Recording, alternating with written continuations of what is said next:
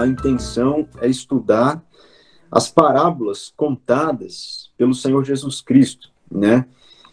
Vamos começar hoje com as parábolas de Mateus, capítulo 13. Hoje nós vamos fazer uma introdução a essa sequência de parábolas que o Senhor contou nesse capítulo. Nós vamos ficar nessa introdução hoje, e à medida do possível, conforme nós formos reunindo aqui nessas transmissões, nós vamos estudando conforme o Senhor permitir, né?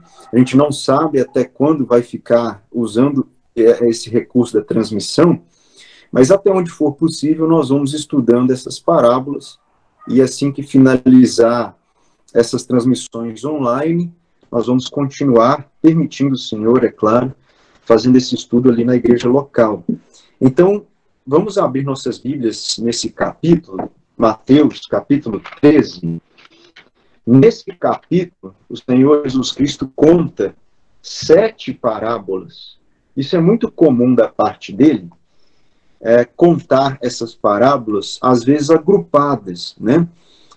Aqui é um grupo de 7. Parábola nada mais é do que uma história, uma narrativa que serve para ilustrar um princípio espiritual.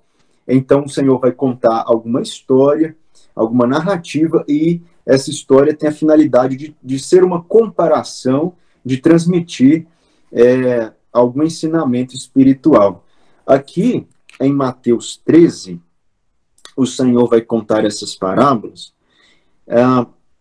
Reparem, os irmãos e ouvintes, que o conteúdo do capítulo, nós vamos perceber que o Senhor está administrando esses ensinos aqui com a intenção de falar que ele estava plantando alguma coisa. Então, nós começamos o capítulo, você pode observar o título na sua Bíblia, a parábola do semeador. Isso é uma referência ao ministério público do Senhor, o dia em que ele andou aqui, lançando as sementes da palavra de Deus. Ele é como se fosse esse semeador. Ele estava plantando alguma coisa. Um pouco mais adiante, versículo 24, nós temos a parábola do joio. Mais uma vez, ele vai comparar alguma realidade espiritual com uma plantação. Aqui nós vamos ver que o que ele começou a plantar, logo foi contaminado. Uma plantação de trigo foi contaminada com o joio, né? Um pouco mais adiante, versículo 31 e 32, tem a parábola do grão de mostarda.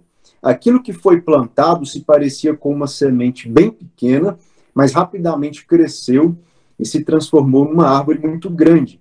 Então, nesse capítulo 13, o assunto, conteúdo das parábolas, é o Senhor plantando alguma coisa e o que aconteceu depois desse plantio. Mas o que o Senhor está plantando aqui nesse capítulo? Ele mesmo, ele dá a ilustração das parábolas, ele dá a explicação delas, e elas se referem sobre o reino de Deus sendo plantado, né? Nós vamos falar, então, sobre esse plantio do reino de Deus, feito pelo próprio Senhor Jesus Cristo. Nós vamos introduzir esse assunto, não aqui em Mateus 13, nós vamos usar outra parábola para dar a introdução a essa sequência de parábolas. Então nós vamos ler, na realidade, em Mateus capítulo 21. Após você ter posicionado sua Bíblia no capítulo 13 e ter observado as parábolas, observado que o Senhor está semeando alguma coisa em Mateus 13, nós vamos ler um pouco mais sobre esse assunto, o Senhor semeando alguma coisa do reino, aqui em Mateus 21, versículo 33 em diante. Então nós vamos ler essa parábola, que é a parábola dos lavradores maus. Assim é o título que ela tem aqui na minha Bíblia. Então vamos ler Mateus 21, versículo 33. Atentai noutra parábola. Havia um homem, dono de casa, que plantou uma vinha. Então, mais uma vez, a parábola é sobre plantar alguma coisa. Reparem bem.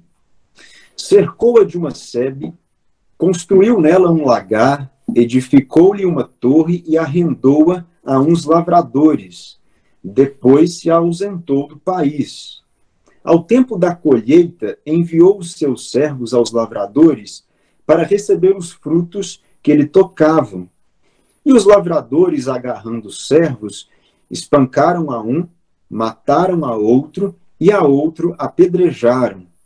Enviou ainda outros servos em maior número, e trataram-nos da mesma sorte. E por último enviou-lhes o seu próprio filho, dizendo: a meu filho respeitarão. Mas os lavradores, vendo o filho, disseram entre si: esse é o herdeiro.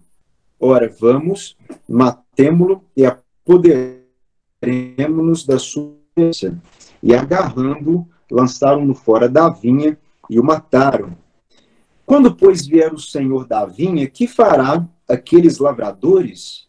Responderam-lhe: fará perecer horrivelmente a esses malvados e arrendará a vinha a outros lavradores que lhe remetam os frutos nos seus devidos tempos.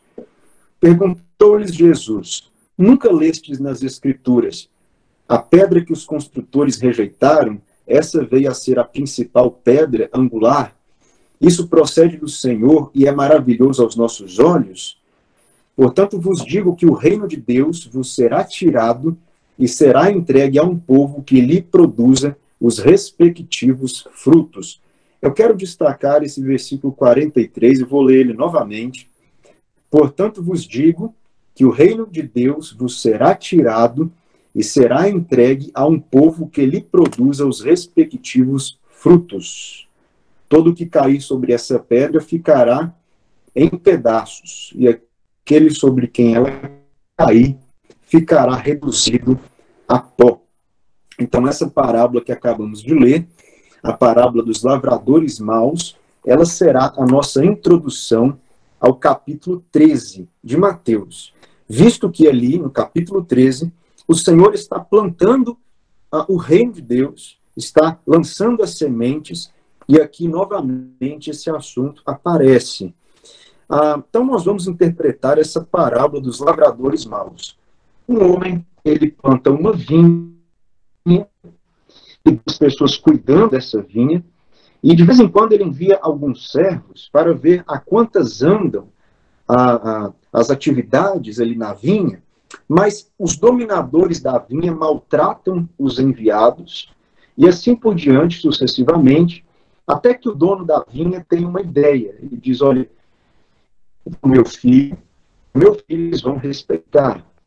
Mas até o filho, o herdeiro da vinha, né? O Senhor conclui tudo isso com o versículo destacamos: o reino de Deus vos será tirado e dado a outro povo. Primeira pergunta que devemos fazer da parábola é a seguinte: o que quer dizer essa vinha dada? Dentro da palavra de Deus, o que poderia ser ou significar essa vinha? E nós vamos fazer uma busca da Bíblia até o Antigo Testamento também. Nós vamos perceber que a vinha ela está relacionada ao povo de Israel. O povo de Israel, ele é chamado Deus por várias vezes de a minha vinha, ou vinha do Senhor Deus plantou. Gostaria de fazer uma comparação, trazer esse assunto aqui, o capítulo 5 de Isaías. Né? Ali no capítulo 5 de Isaías, eu vou ler alguns versículos. Israel é comparado a uma vinha. A vinha do Senhor dos Exércitos, a casa de Israel. Os homens de Judá estão a planta preferida do Senhor. Então, por essas e outras passagens, nós identificamos com precisão. Então, nós lemos aqui em Isaías capítulo 5 que a vinha é a casa de Israel. Então, várias vezes na palavra de Deus, ele compara a casa de Israel com uma vinha. Diz a nossa parábola que Deus, ou melhor, aquele homem plantou aquela vinha com todo cuidado. Diz aqui o versículo 33, que ele colocou uma cerca, ele construiu nela um lagar, ele edificou uma torre. Então, aquele homem, ele teve um cuidado todo especial na hora de cultivar aquela vinha. Aqui em Isaías capítulo 5, nós vemos o cuidado de Deus em plantar a vinha de Israel. Diz o seguinte: ele cavou a terra, tirou as pedras e plantou as melhores mudas de videira. Isso é Isaías capítulo 5. No meio da vinha, ele construiu uma torre e fez também um lagar. Então, Deus cultivou, Deus plantou aquela nação de Israel. Cuidadosamente, Deus cuidou para formar, constituir e sustentar aquela nação, né? Esse é o primeiro grande momento da parábola dos lavradores maus. Aquele homem, ele está ali, agora ele planta uma vinha com todo cuidado. E, irmãos, se nós formos prestar atenção, de vez em quando eu faço esse comentário, né, estudando algum assunto, é impressionante como Deus literalmente e milagrosamente plantou a nação de Israel. Seria incrível se Deus constituísse uma nação inteira, que está até hoje lá no Oriente Médio, né? Mas se ele constituísse uma nação por meio do ventre de uma mulher estéril, já seria muito. Mas Deus, querendo dar a entender o seu poder, ele plantou uma nação do zero a partir de 3 ventres estéreis. O ventre de Sara era estéril, depois o ventre de Rebeca era estéril, a outra geração, e na geração posterior, uma das esposas de Jacó também era estéril. Deus atua no ventre de 3 mulheres para trazer à luz uma grande nação de maneira miraculosa. Então, seria muito se ele tirasse uma nação de um ventre estéril, mas ele faz isso trabalhando milagrosamente em 3 esterilidades. Então, como se não fosse bastante, ele tira agora esses descendentes do Egito com pragas. E como se não fosse bastante, ele faz chover do céu pão por 40 anos, para eles não morrerem. Como se não fosse tudo isso o bastante, é Deus quem dá a Israel um calendário. Fala, olha, agora vocês vão contar o tempo dessa forma. É Deus quem dá as festas. Olha, 3 vezes ao ano vocês me celebrarão uma festa. É Deus quem dá o contorno todo da cultura daquele povo, do calendário daquele povo, da história deles. Deus, ele teve a ideia de constituir essa nação e ele a faz milagrosamente. É um homem que trabalhou, que suou para plantar uma vinha. A vinha comparada com a nação de Israel. Deus tem o mérito de plantar aquela vinha. Agora, por que Deus fez uma nação, elegeu uma nação, trabalhou para constituir uma nação, como ele fez com Israel? O objetivo dele principal era colher fruto desse relacionamento. Na parábola que lemos, é dito o seguinte: ao tempo da colheita, enviou os seus servos aos lavradores para receber os frutos que lhe tocavam. Então, Deus queria colher frutos de Israel. Enquanto ele plantava aquela nação, trabalhava para constituir aquela nação, com certeza o coração de Deus tinha objetivos excelentes para Israel. Olha, eu quero colher frutos desse relacionamento. Na verdade, toda pessoa que é chamada a um relacionamento com Deus, o objetivo de Deus é colher frutos desse relacionamento. Então, se Deus nos salvou, é para produzirmos frutos, assim como foi no caso com Israel. A nossa fé é um fruto, o nosso testemunho é um fruto, a transformação que o Espírito Santo faz em nós é um excelente fruto. A Bíblia fala que o domínio próprio é um fruto, uma vida de alegria é um fruto, né? Às vezes a gente pensa que só os evangelistas que vão dar fruto no reino de Deus, porque eles conseguem chamar outras pessoas, ou só os grandes pregadores, só os grandes missionários. Mas, na verdade, o fruto que Deus quer do relacionamento nosso com ele começa de dentro. Ele não começa chamando outras pessoas. Alegria, paz, bondade, amor. Então, eu tenho dado fruto para Deus desse relacionamento que ele me chamou a ter com Ele. Então, se eu não tenho alegria na vida, se essa pandemia para mim é motivo de tristeza, por exemplo, se eu não tenho paz, eu não tenho tranquilidade, eu não estou frutificando nem dentro de mim, eu não consigo frutificar no evangelismo. Então, todas as pessoas que foram chamadas por Deus a um relacionamento, Deus quer fruto dessa pessoa. E era assim com Israel. Ele plantou aquela vinha e queria extrair fruto daquilo ali. Né? Agora, a passagem de Isaías diz o seguinte, sobre a nação de Israel. Ele esperava que desse uvas boas, mas deu uvas bravas. O fruto que Deus colheu daquela nação, os resultados que ele teve foram resultados frustrantes, foram resultados decepcionantes. Deus não conseguiu extrair de Israel, Deus não conseguiu desse relacionamento com aquelas pessoas colher coisas boas, frutíferas, positivas.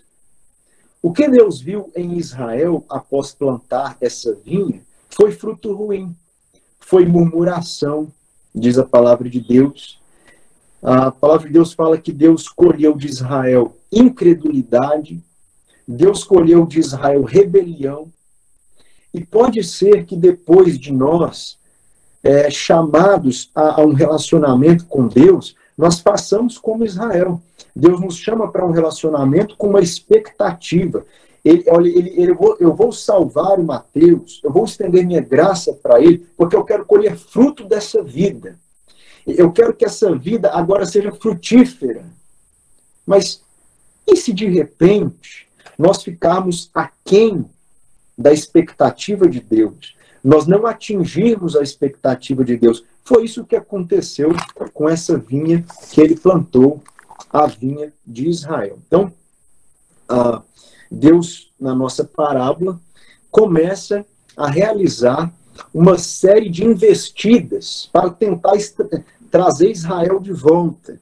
Então, quando Deus percebe que Israel se distanciou dos seus planos, que Israel começou a andar em incredulidade, servir a outros deuses, serem reclamões e murmuradores, Deus começa a tomar atitudes para tentar buscar de volta o seu povo. Na nossa parábola, ele faz isso enviando servos. Quando ele percebe que a coisa está ruim e o relacionamento não vai bem, ele envia alguns servos para tentar melhorar as coisas. Como isso se corresponde, né, à realidade que a parábola quer transmitir? Esses servos são os profetas que Deus enviou a Israel ao longo de toda a história. Deus não enviou apenas os profetas que nós conhecemos os nomes deles, Isaías, Jeremias, Ezequiel, Daniel e outros. Houve, é claro, centenas de profetas anônimos que viveram ali, dentre o povo, que se levantavam denunciando o desvio do povo, mas a reação do povo àqueles profetas era severamente hostil. Então, o povo, diz a parábola, que quando aquele homem enviava os servos, eles espancaram, eles mataram e a outro apedrejaram. Enviou ainda outros servos em maior número e trataram-nos da mesma sorte. Deus levantou profetas ao longo de toda a história de Israel, mas a reação do povo sempre foi essa. Então, aqueles homens que dominavam a vinha sempre recebiam mal os profetas. Nós vemos, por exemplo, a história de Jeremias. Jeremias, a uma certa altura do seu ministério, diz a palavra de Deus que ele foi ferido pelos homens de Israel, foi acorrentado e preso ao tronco. Jeremias foi jogado numa cisterna. possivelmente escura, fria, cheia de bichos. E esse era o tratamento dado aos profetas, porque eles tentavam denunciar o mal do povo. A Bíblia fala em 1 Reis também, de uma mulher chamada Jezabel, que fez uma tentativa de exterminar todos os profetas, na ocasião em que Elias ficou com medo. Então, veja a perseguição feroz, cruel, a quem ousasse falar algo contra os dominadores da vinha. Então, Deus vai enviando servos para tentar trazer a vinha de volta, para tentar reconquistar o coração daquela vinha, e ele não consegue. O homem não dá ouvido às tentativas de Deus. Voltando para Isaías 5, o Senhor diz o seguinte: que mais se podia fazer a minha vinha que eu não lhe tenha feito? E como esperando que eu desse uvas boas, veio a produzir uvas bravas. Deus está dizendo, olha, o que mais eu poderia fazer para trazer a minha vinha de volta que eu não tenha feito? O que eu poderia ter tentado que eu não tentei? Além de enviar profetas, Deus enviou fome. Diversas ocasiões. Deus enviou exércitos inimigos para tentar acordar o povo. Deus permitiu até um cativeiro na Babilônia. Então, ele está perguntando, Isaías 5, versículo 4, que mais se podia fazer a minha vinha que eu não lhe tenha feito? O Senhor, vamos dizer bem entre aspas, né?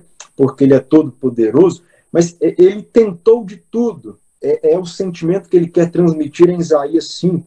Ele deu todas as cartadas, ele enviou profetas, enviou pestes, enviou falta de chuva, e o povo não deu ouvido. É impressionante pensarmos que esse é o retrato do ser humano. O ser humano, mesmo em dias difíceis como o que nós estamos vivendo, ele não para refletir que ele está andando longe de Deus. Deus envia peste, Deus envia tormenta, Deus envia profetas, evangelistas, Deus permite as pessoas terem acesso ao evangelho, mas ninguém quer dar ouvidos. Foi como Israel na sua vinha. Então Deus tem uma última tentativa para com a nação de Israel. E aqui a gente tem um segundo grande momento da parábola. A última tentativa, o teste final para aquela nação. É como se ele dissesse, olha, se agora eles não derem ouvido, então eu posso esquecer. Se agora não houver resultado, então não há mais o que fazer. Qual era esse último teste? Ele vai dizer aqui no versículo 37. E, por último, quero destacar essa expressão, por último. E, por último, um último recurso, enviou-lhes o seu próprio filho, dizendo, a meu filho respeitarão. Então, quando o Senhor vem ao mundo, ele nasce como um bebezinho, ele cresce no meio de Israel, ele começa a pregar poderosamente, fazer milagres. Era o último teste estendido àquela nação. Era a última tentativa de Deus de reaproximar aquilo que havia se distanciado. A última tentativa de restaurar aquela nação era, olha, eu vou enviar agora meu filho. Então, isso foi o último recurso. Então, pensando nas parábolas de Mateus 13, dos capítulos 1 até o 12 desse evangelho de Mateus, nós temos o envio do filho. É o que nessa parábola é resumido nessa pequena frase, por último enviou o seu filho. Esse por último enviou o seu filho são os primeiros 12 capítulos de Mateus. O filho vem, o filho ele se apresenta publicamente pregando como ninguém nunca tinha pregado. Se a Bíblia falava que o Messias iria curar cegos e coxos, como está escrito no Antigo Testamento, o Senhor Jesus deu provas completas de que ele era o Messias. Ele curou tantas pessoas.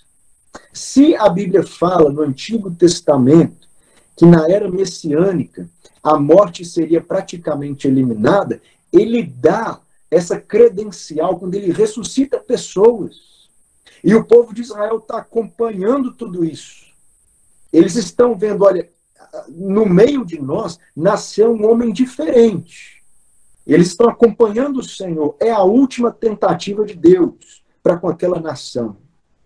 E não mais, não apenas isso, como o Antigo Testamento afirma, que o Messias iria restaurar até a natureza. E ele vem, ele silencia o mar, as ondas acalmam-se sobre o seu mandato. Ele dá todas as demonstrações de que ele era realmente o Messias esperado. O último teste para aquela nação. Então, que chance de crer aquele povo teve, vendo o que viram. Então, eles viram todas as demonstrações de que, olha, no nosso meio, agora sim, Deus está falando conosco. Nasceu um profeta novo. Ele também está nos denunciando, mas olha os sinais que acompanham as suas obras. Mas qual a reação na parábola ao envio do filho? Será que aquelas pessoas deram ouvidos? Pelo contrário, é dito aqui que eles tiveram a ideia de assassinar o filho para tomar posse daquela vinha. E quando o Senhor esteve no mundo, e ele teve diversos embates com os religiosos, os dominadores de Israel, eles tiveram essa ideia. O Senhor está falando deles mesmo. Vamos matar esse daí. Então, olha, eles se apossaram da vinha. O Evangelho de João diz que os religiosos, os dominadores da vinha, eles pressionavam as pessoas para não crerem em Cristo, dizendo, olha, se você crer em Cristo, você vai ser expulso da sinagoga. A gente tem que entender que a vida religiosa para Israel naquele tempo era o centro de socialização. Se uma pessoa era expulsa da sinagoga, como foi o caso daquele cego que creu em Cristo, a pessoa perdia os amigos, perdia a pessoa, dizendo assim numa linguagem atual, ela praticamente perdia o seu CPF, o seu registro na nação, perdia a identidade de cidadão. E os dominadores da vinha, eles quiseram, como diz a parábola, tomar posse daquela vinha. Eles não deixaram ninguém crer. O Senhor Jesus falou deles em outra ocasião que eles não entravam no reino e fechavam a porta para quem queria entrar. E esses homens foram tão cegos para não crer em Cristo que quando os guardas disseram, olha, aquele homem ressuscitou, eles tentaram abafar o fato da ressurreição. Veja, quão cegos. Olha, agora a gente prendeu um homem, ele está sepultado, e tem pessoas que vêm dar a notícia de que ele ressuscitou. O que nós vamos fazer? Nós vamos crer? Não, nós vamos tentar abafar essa história. Essa foi a reação daqueles homens. Então nós vemos que na nossa parábola, Deus planta essa vinha, que é Israel, ele envia servos para tentar trazê-los de volta. Por último, envia o filho, mas mesmo assim, aquele povo não dá ouvidos ao profeta maior. O povo não se volta para Deus. Irmãos e amigos, qual que é o resultado de tamanha rebelião? É o versículo que destacamos. Portanto vos digo que o reino de Deus vos será tirado. E eu vou dar para um outro povo que lhe produza os respectivos frutos. Deus, então, frustrado, amargurado com aquela vinha, ele agora, a intenção dele é abandonar aquela plantação, é abandonar e desfazer aquele testemunho que foi construído. Retornando de novo para Isaías 5, ele diz o seguinte: agora eu lhes darei a conhecer o que pretendo fazer com a minha vinha. Eu vou tirar a cerca que está ao redor, para que a vinha sirva de pasto. Eu derrubarei o seu muro, para que ela seja pisoteada. Veja, Deus está abandonando o seu tratamento com Israel. Eu plantei essa vinha, eles não deram frutos. Eu estou dando as costas, eu estou derrubando o muro, eu estou removendo a cerca. Ele diz mais: farei dessa vinha um lugar abandonado, não será podada nem cavada, mas crescerão nelas espinheiros e ervas daninhas. Uma vinha que foi desfeita, uma vinha que foi destruída. É o que o Senhor está dizendo: eu vou tirar o reino dos céus de vocês. Então, nesse momento, após a rejeição do Senhor Jesus, o reino é removido, é retirado de Israel, aquela plantação não deu frutos, ela é abandonada por Deus, e aqui finalmente nós entramos em Mateus capítulo 13. Uma vez que a vinha antiga ela é desfeita, que aquele testemunho é cancelado, o Senhor Jesus começa a plantar algo a partir do zero. Então, Israel não serviu como testemunho, rejeitou todas as tentativas de Deus de aproximação, rejeitou o filho. Então, olha, o Senhor diz: não tem jeito com vocês. O testemunho está sendo removido, eu vou passar para outras pessoas. E nos dias que ele andou aqui, nós vemos ele plantando, ele semeando algo novo. Então aqui nós entramos em Mateus 13.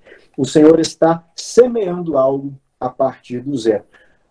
O testemunho antigo, a vinha que ele havia plantado, que ele havia cuidado com carinho, aquele projeto foi colocado de lado, pelo menos por enquanto. Agora o Senhor está começando um projeto totalmente novo. Ele começa a semear a partir do absoluto nada.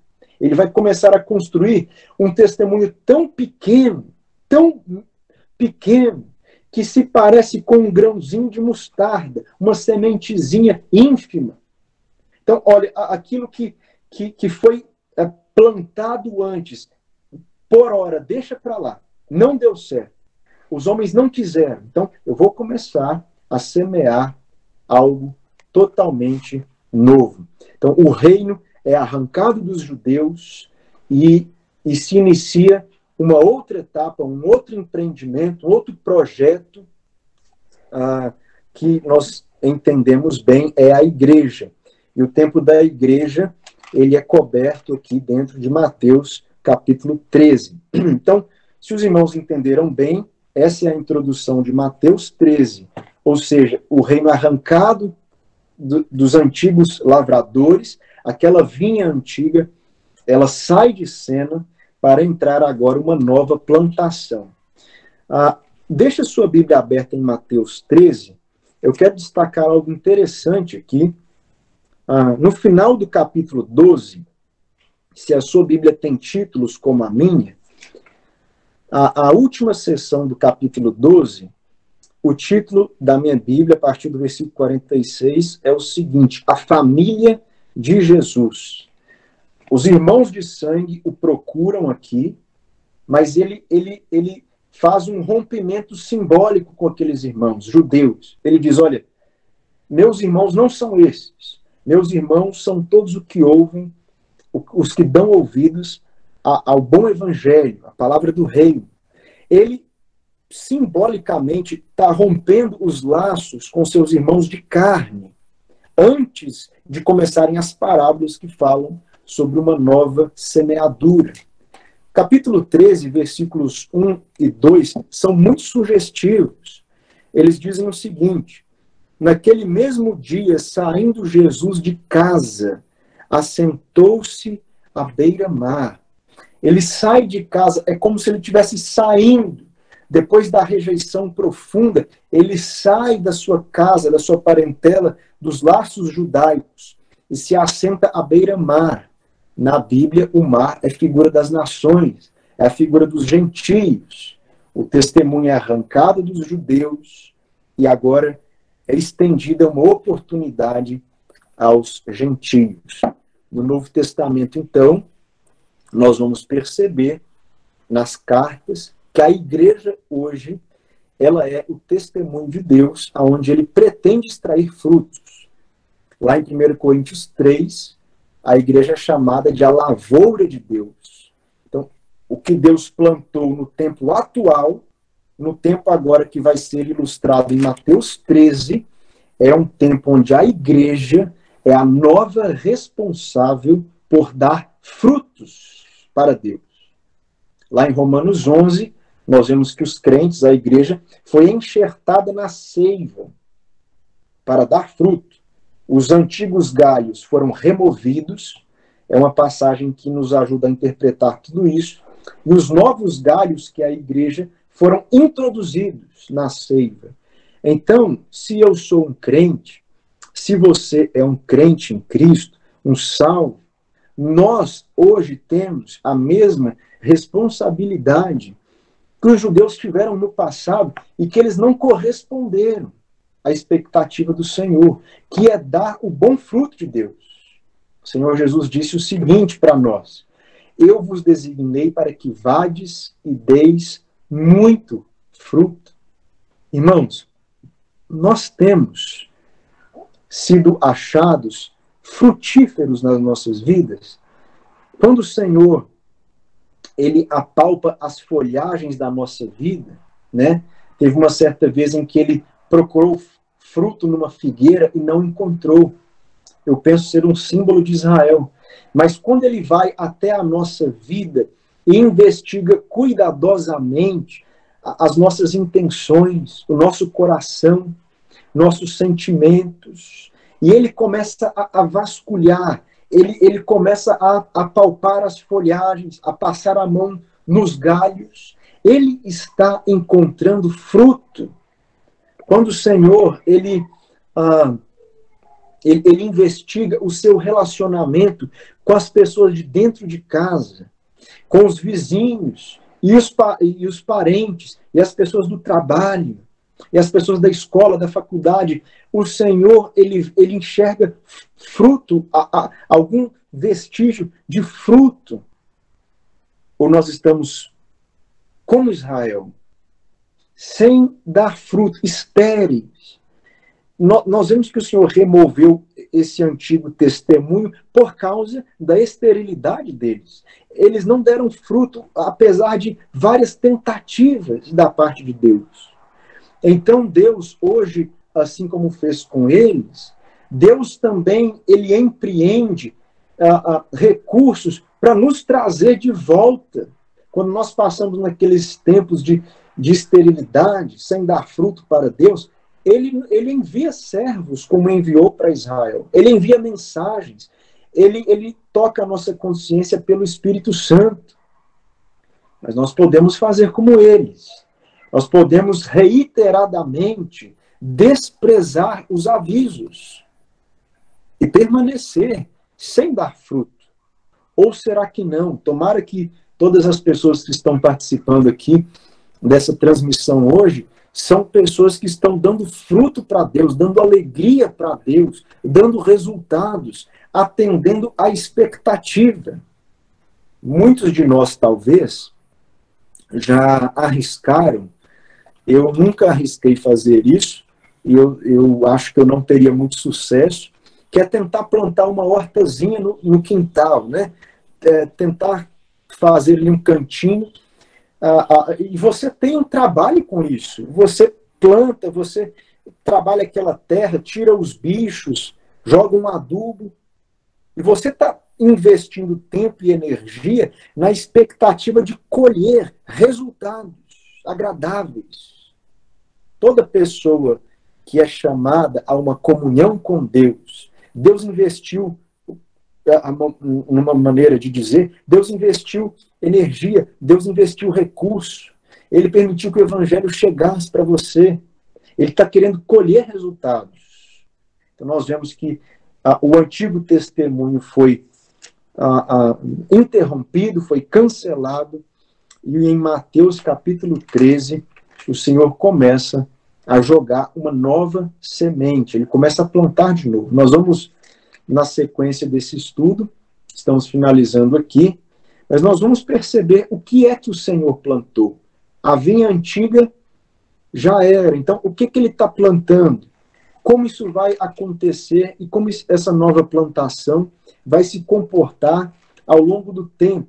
Quais serão os acontecimentos que vão se suceder com esse novo empreendimento divino, um novo testemunho plantado. Nós vamos perceber isso, se o Senhor permitir, aqui em Mateus capítulo 13, nos próximos estudos. Então, que o Senhor Deus nos abençoe, que possamos temer, fracassar em nosso testemunho, como Israel fracassou, que, pelo contrário, possamos dar muitos e muitos frutos para Deus. Amém.